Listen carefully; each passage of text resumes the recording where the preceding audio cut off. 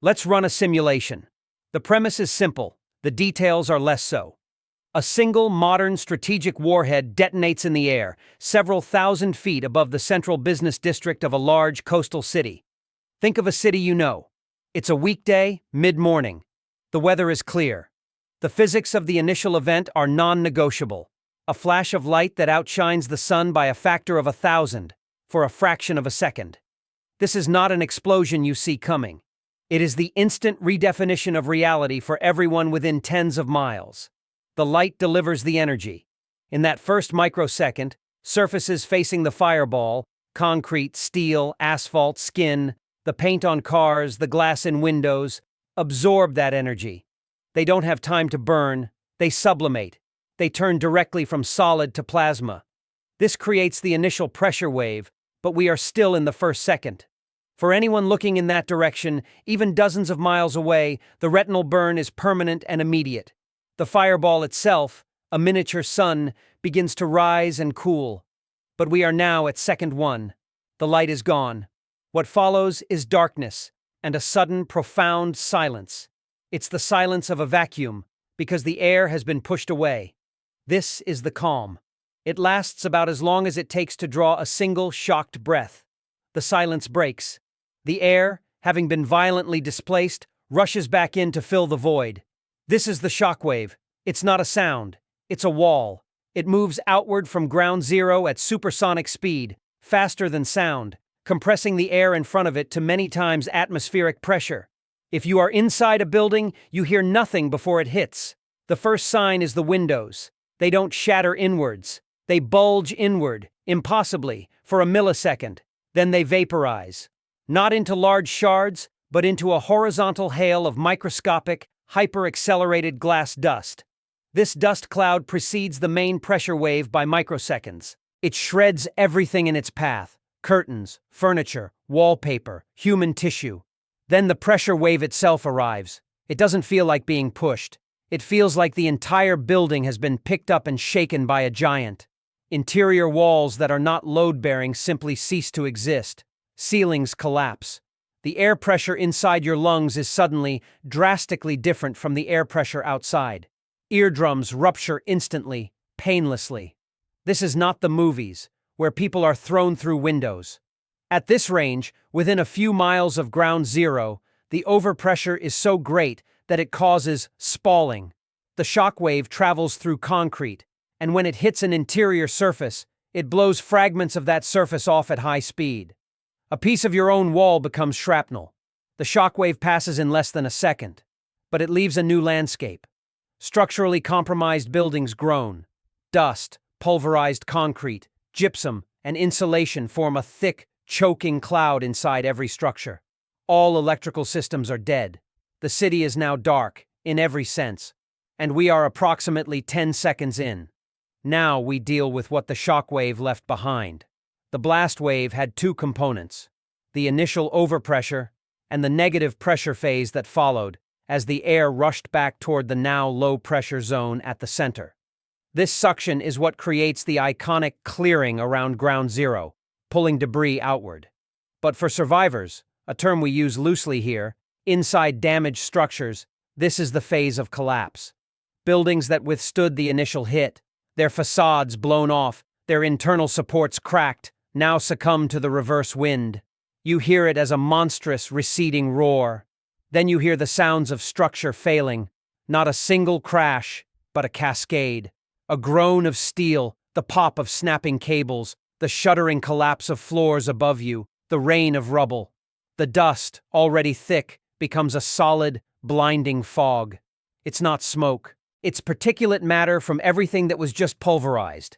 Concrete, brick, drywall, glass, asbestos, fiberglass. It smells like a quarry mixed with the sharp electric scent of shattered electronics. If you are conscious, you are likely buried in debris or trapped. You can't see your hand in front of your face. You breathe in, and the dust coats your mouth and throat, a gritty, chalky paste. The soundscape changes. The citywide roar has passed. Now it's replaced by a more localized, more terrible symphony. The creak and tumble of unstable wreckage, the hiss of broken pipes, the frantic, muffled car alarms from the street below, and, soon, the first screams. They sound distant, even if they're close, muffled by the dust and rubble. This is the acoustic environment of the first minute.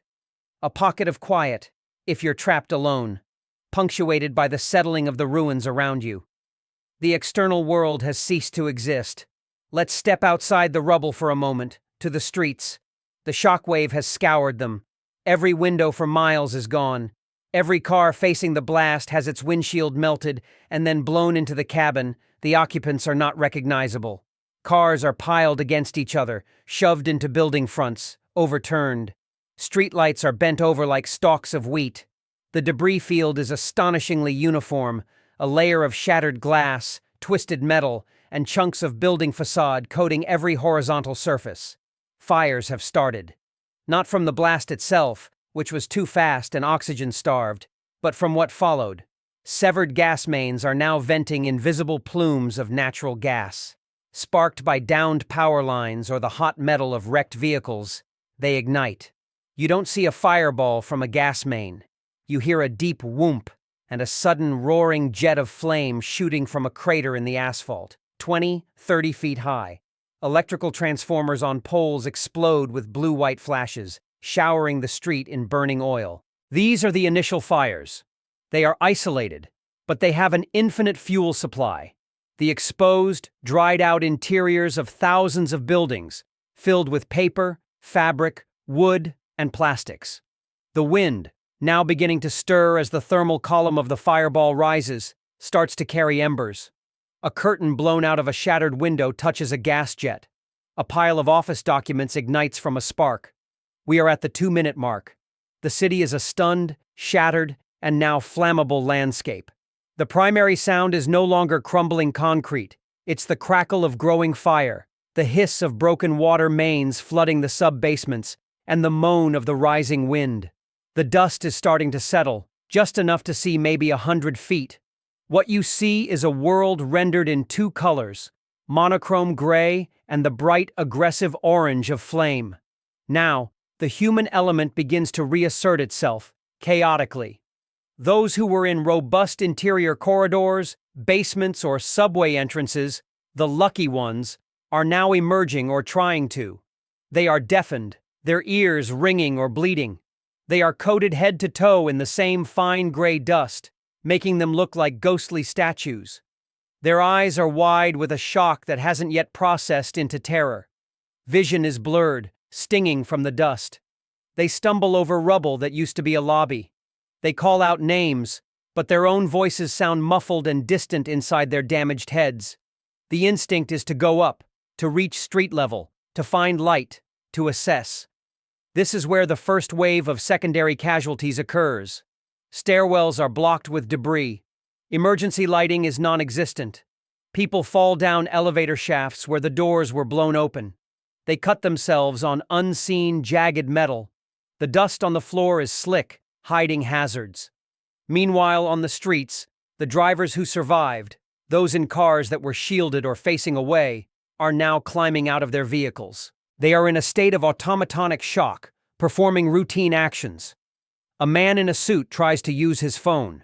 He stares at the no service message, taps it again, his movements methodical, slow. A woman is trying to gather files that blew out of her car window. Their minds have not yet accepted the scale. Their world is still the size of their immediate crisis: the car, the phone, the papers. This creates surreal pockets of mundane behavior in an apocalyptic landscape. But this phase is brief. As their senses partially return, the sensory overload begins. The heat from the spreading fires, the acrid smell of burning plastics, the sight of the impossible devastation stretching down every street, and the sound. The growing chorus of human pain, crying, screaming for help from inside the mountains of rubble. The social contract is still nominally intact. People will try to help pull others from cars. But the tools are their bare hands. The clock is at 5 minutes. This is where the environment becomes actively hostile. The initial dust cloud from the pulverized buildings is beginning to settle, but it is being replaced by smoke. Real smoke, from now hundreds or thousands of individual fires. It's a different kind of particulate, black, oily, acrid. It burns the eyes and lungs more aggressively than the concrete dust. It carries the smell of burning rubber, wiring, and modern furnishings. The wind, which began as a gentle inflow, is now picking up, drawn toward the growing thermal column of the citywide firestorm that is beginning to organize itself. This wind isn't a breeze. It's a low, steady howl at street level, blowing from the outskirts toward the center of devastation. It fans the isolated fires connecting them. Embers the size of your fist sail down the street, landing on car seats in piles of paper, on carpets exposed through blown-out windows.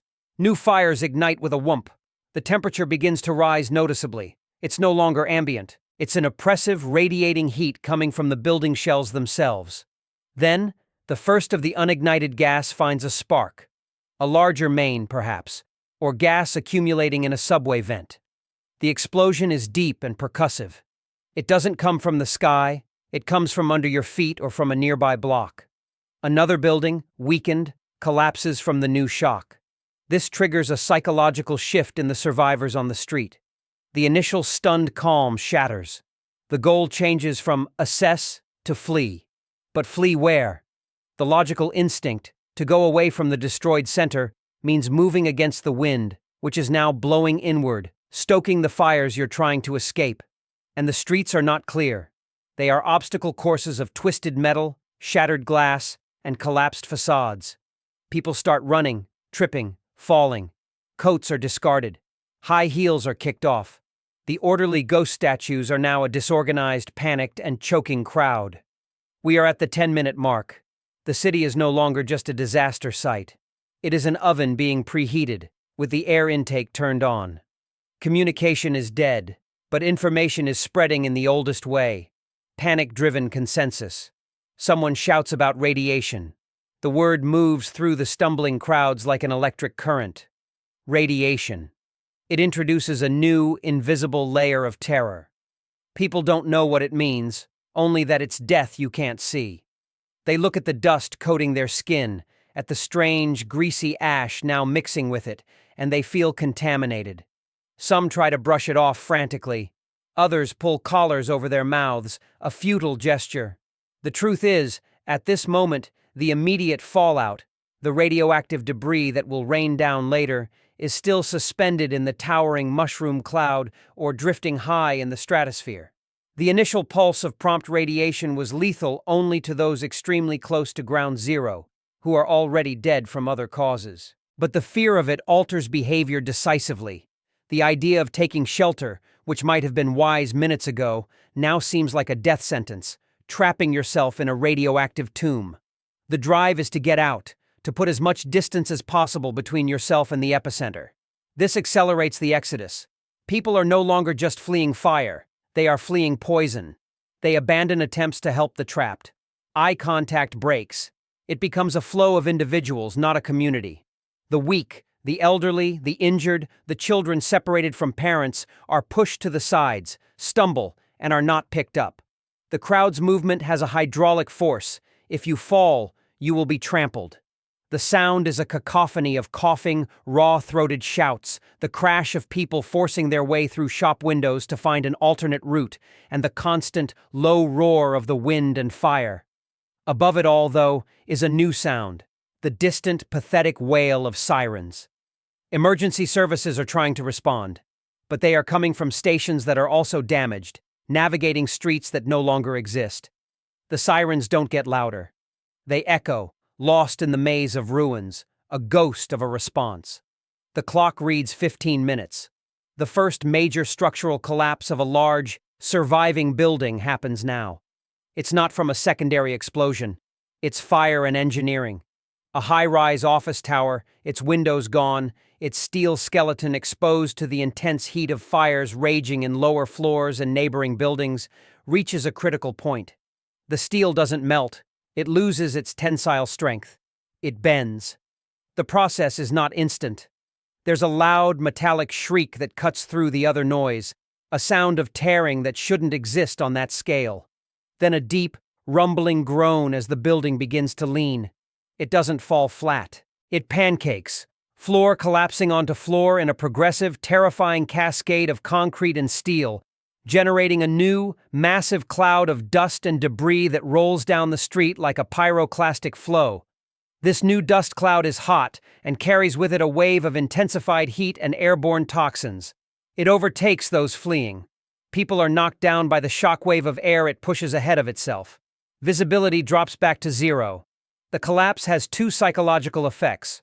First, it demonstrates that nowhere is stable. The ground you're standing on, the building you might be considering for shelter, could be next. Second, it physically blocks escape routes. A major avenue is now sealed under a mountain of smoldering rubble 100 feet high. The fleeing crowd splits, fragments, driven by blind instinct into side streets and alleys, many of which are dead ends or already filled with fire. Meanwhile, the water from broken mains is doing something insidious. It's not putting out the fires, it's flooding the underground. Subway tunnels, maintenance conduits, and basements are filling with a scalding, muddy slurry. Electrical cables, severed and live, fall into this water. The first reports, though there's no one to report to, of electrocution happen here, to those trying to escape through subway entrances or underground parking garages.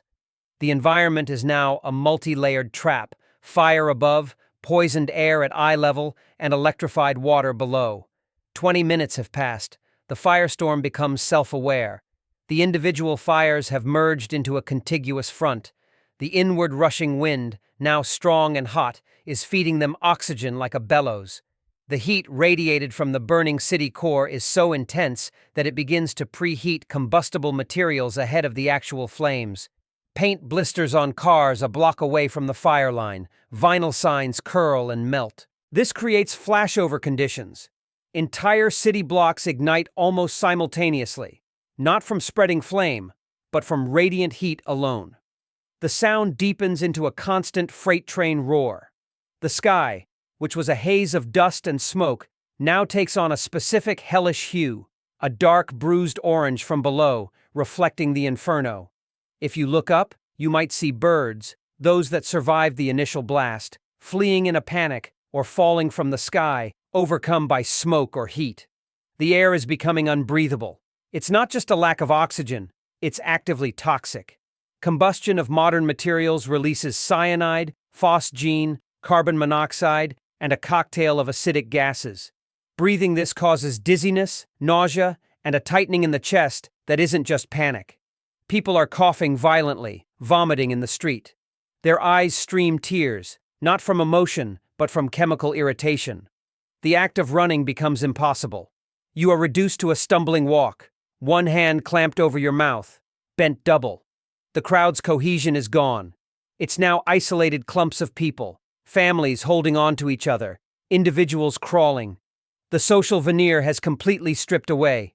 You see a man take a bottle of water from a discarded bag, ignoring the pleas of the woman next to him. A fight breaks out over a perceived path through debris, short, brutal, and then one is left behind. The concept of help has been scorched away by the realization that every second of delay increases your own dose of heat and poison. The sirens you heard earlier have stopped.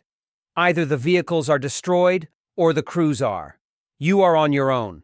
The 30-minute mark. This is where the first wave of delayed casualties manifests. The injuries sustained in the initial blast, the ones that didn't kill instantly, are now taking their toll. A man with a piece of rebar through his leg has been dragging himself along. He's lost too much blood. He slumps against a car tire, his movements feeble. A woman with a crushed chest from falling debris finds she can no longer draw a full breath.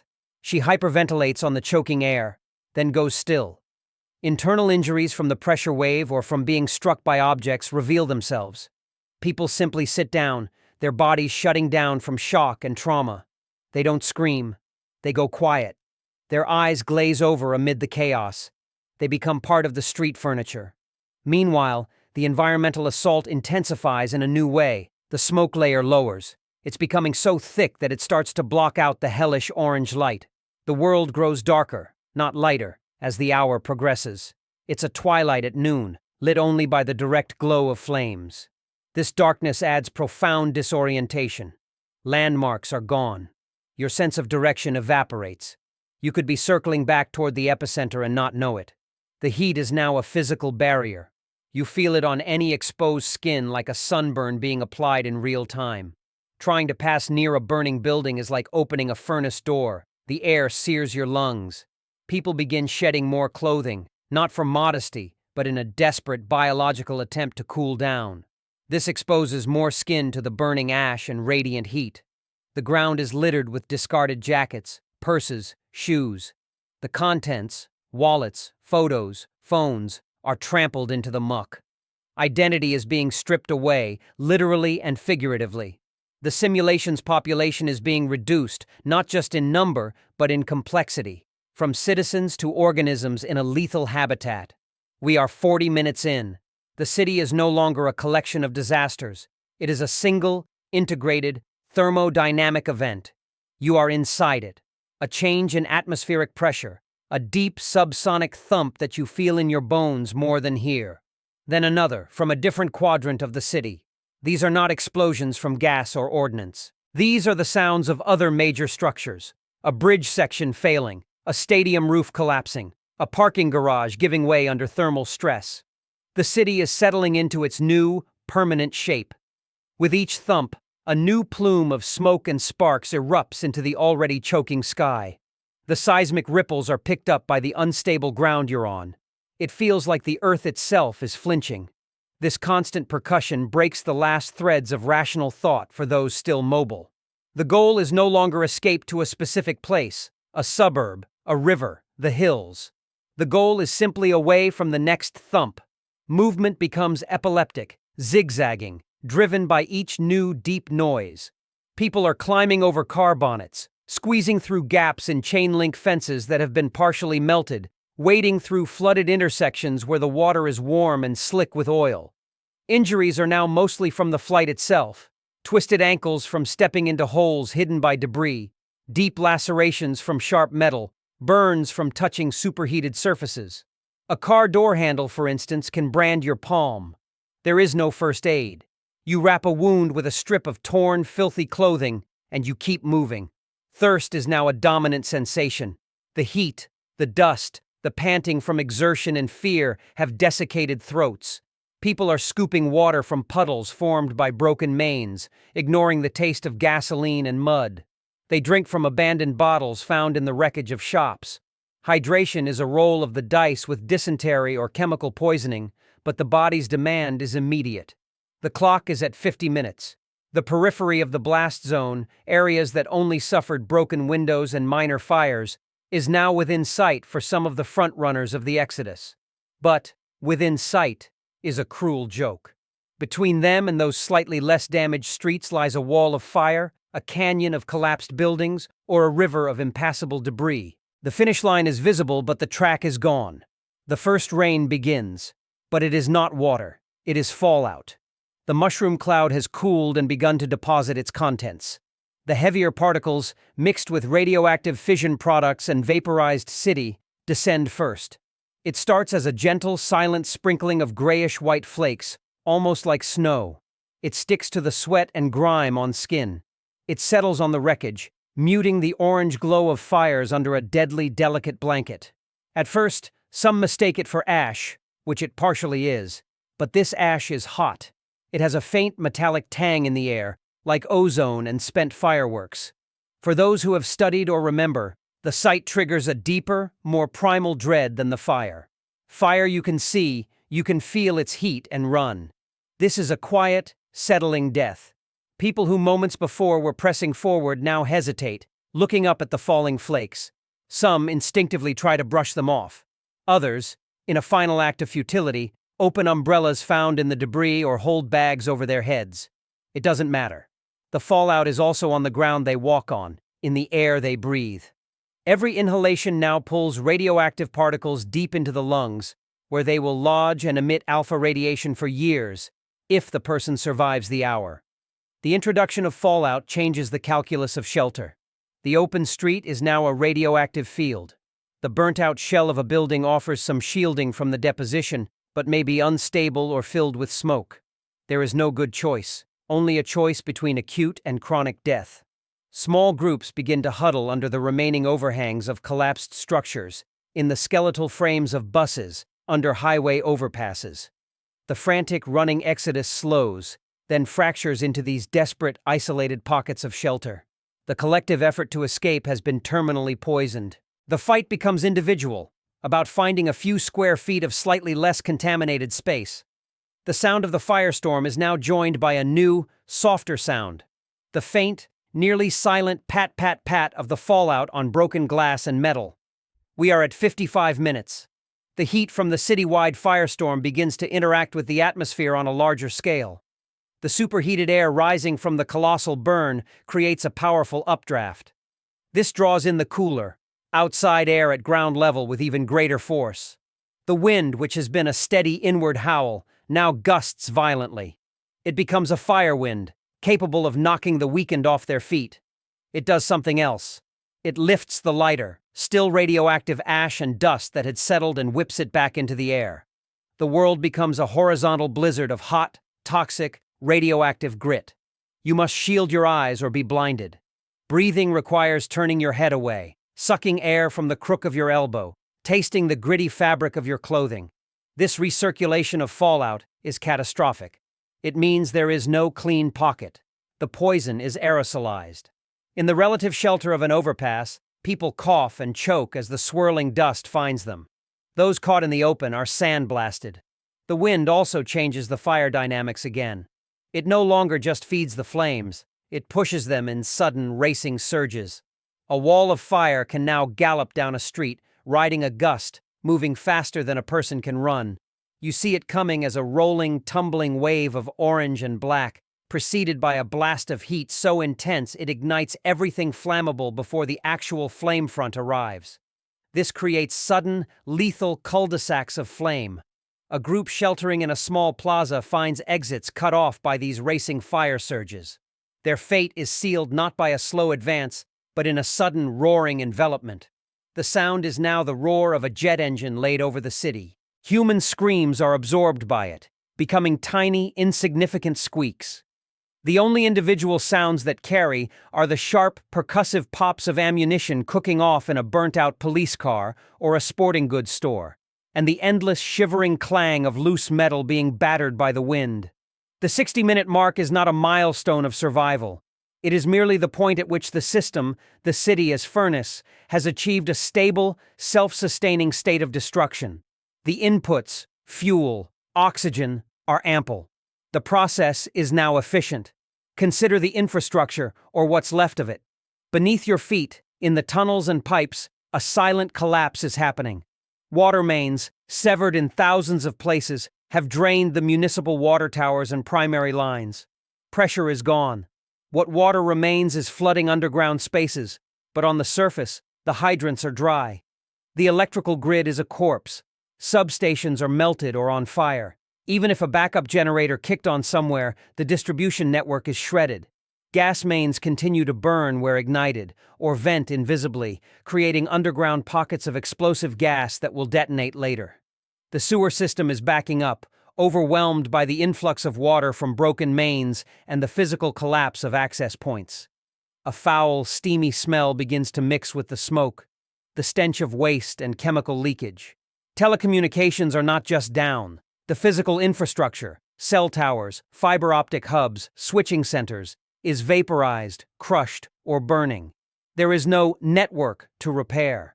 This total systemic failure means that the city is now not only physically destroyed, but functionally erased from the modern world. It cannot be communicated with. It cannot receive aid via any conventional means. The outside world, for the next several hours, will know only that something catastrophic has happened, but will have no reliable data on scale, survival, or conditions. For those inside, this reality sinks in as a quiet secondary shock.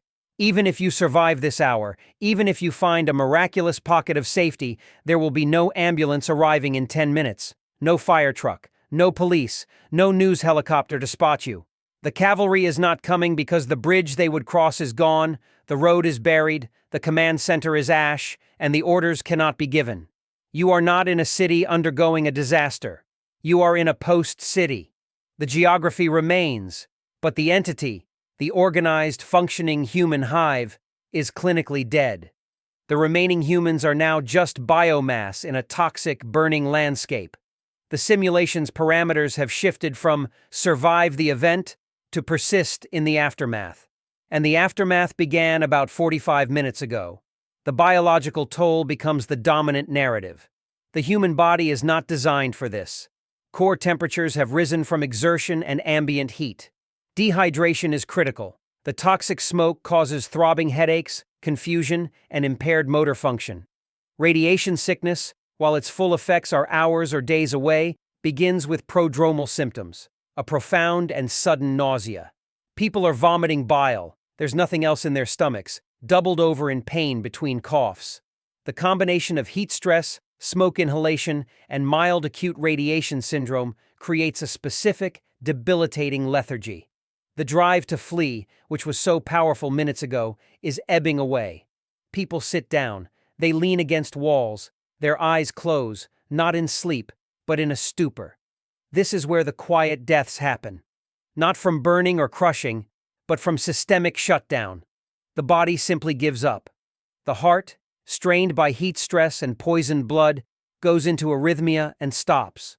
Or the person slumps over, unconscious, and their breathing slows until it ceases. These deaths are peaceful in appearance, a stark contrast to the violent surroundings. A man sits in the driver's seat of a burnt-out car, head against the window, as if asleep. A woman curls up in a doorway, sheltered from the fallout, and doesn't get up. They look like they could be resting. They are not. The population of the simulation is being winnowed by a new, efficient filter: physiology. Only those with exceptional resilience, luck in finding a less contaminated pocket, or a constitution that can withstand the triple assault of trauma, toxins, and radiation will retain any capacity for action. And that capacity is now measured in the ability to crawl to a shadow, to scoop dirty water into a mouth, to wrap a piece of cloth around the face. Grand strategy is over. The horizon has shrunk to the next 10 feet. The roar of the firestorm is a constant, so it becomes a kind of silence, a background hum the brain starts to filter out. In its place, you hear smaller, closer sounds. Your own labored, wheezing breath, the drip of a leaking pipe somewhere, the soft cry of a child that has long since gone hoarse. A new phase of fire, the consumption of what's left. The initial fierce flames have devoured the readily available fuel, curtains, furniture, cars, trees. Now, they are attacking the structural bones of the city. Fires burn deeper into buildings, reaching stored archives, basements with old fuel oil tanks, warehouses with industrial chemicals. The smoke changes color and smell again. It becomes thicker, blacker, more pungent with the scent of burning plastics, chemicals, and things not meant to be incinerated. These new fuels produce even more toxic byproducts. In some places, the smoke is so dense it becomes a rolling, ground-hugging cloud, a smoke tsunami that pours through street canyons, asphyxiating everyone in its path before the heat even arrives. Visibility, which improved slightly after the initial dust settled, is now worse than ever. The world is a dark, orange-tinted soup. Your sense of time is completely warped. Has it been 10 minutes or an hour since you last moved? You don't know. The external cues, the sun, traffic sounds, the rhythm of daily life, are all gone, replaced by an eternal, roaring present. This temporal dislocation is psychologically crushing. Hope is often tied to the passage of time. Help will come soon. The fire will burn itself out. When you cannot measure time, hope has no scaffold. You are trapped in a permanent worsening now. Some of those who were sheltering begin to move again, not with purpose, but with a restless, claustrophobic dread.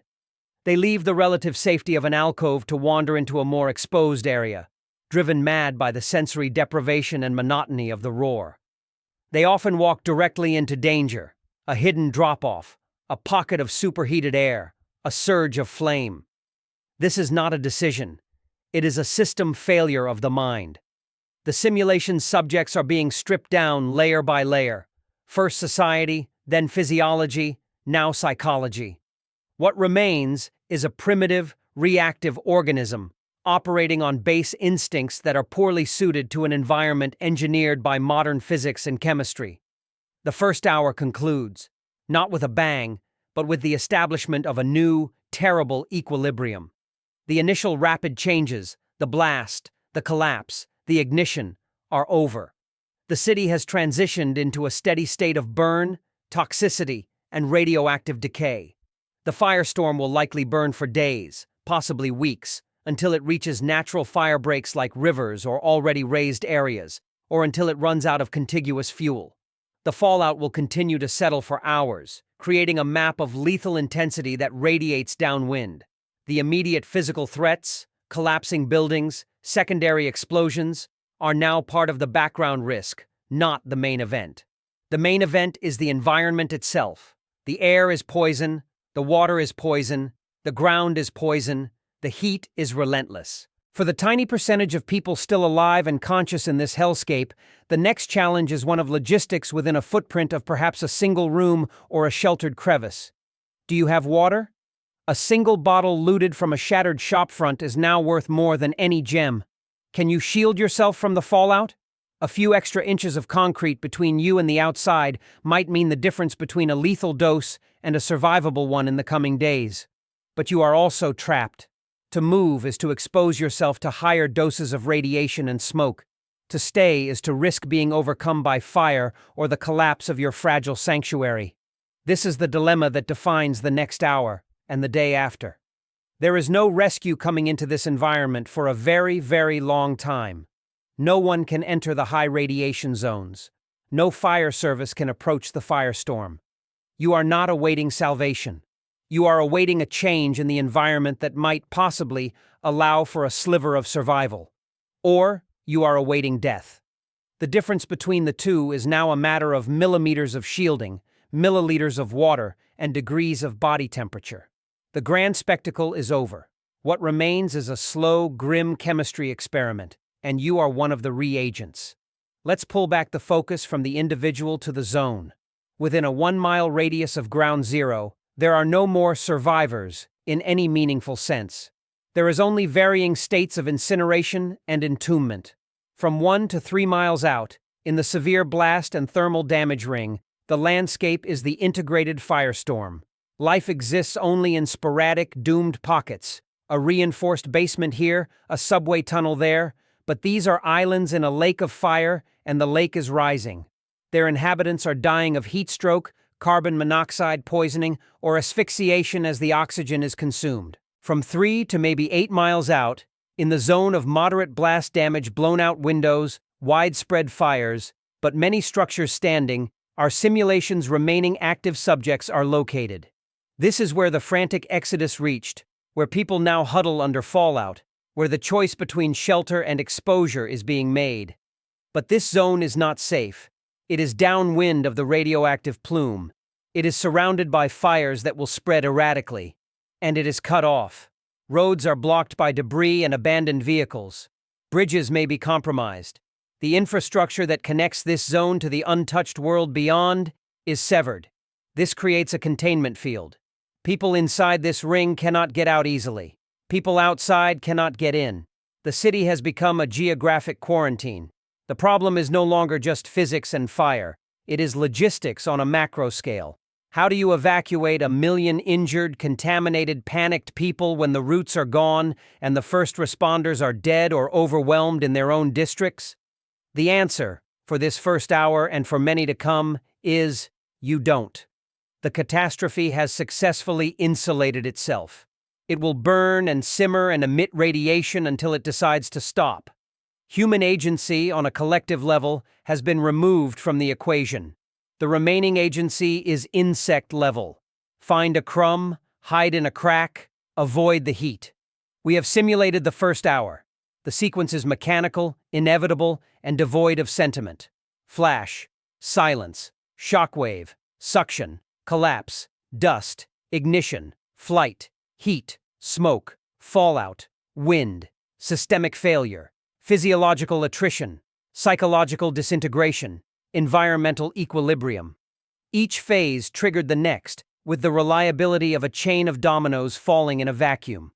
There was no pause for drama, No moment for a heroic decision that could change the macro outcome. The scale was too large, the energy too profound. The city did not die in the first hour. It was disassembled into its component materials and then subjected to high-temperature chemistry. The people within it were subjected to a series of filters, each one finer than the last.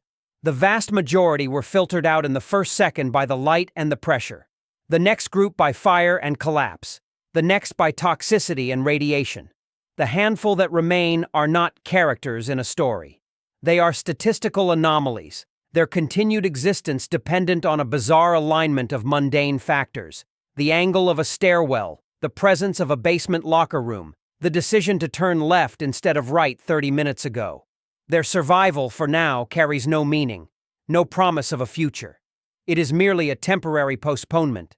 The simulation shows that in the first hour after a nuclear detonation over a large city, the primary event is not the explosion itself.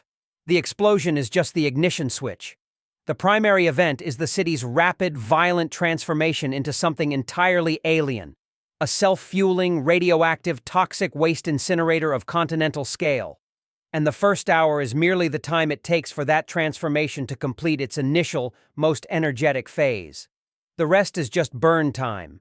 The dominant concluding statement is this: in the first hour, the modern urban environment becomes its own worst enemy, and rescue is a fantasy. The systems built for safety fail catastrophically. The density that enables culture accelerates doom. Every material, from concrete to upholstery, plays its part in the kill chain.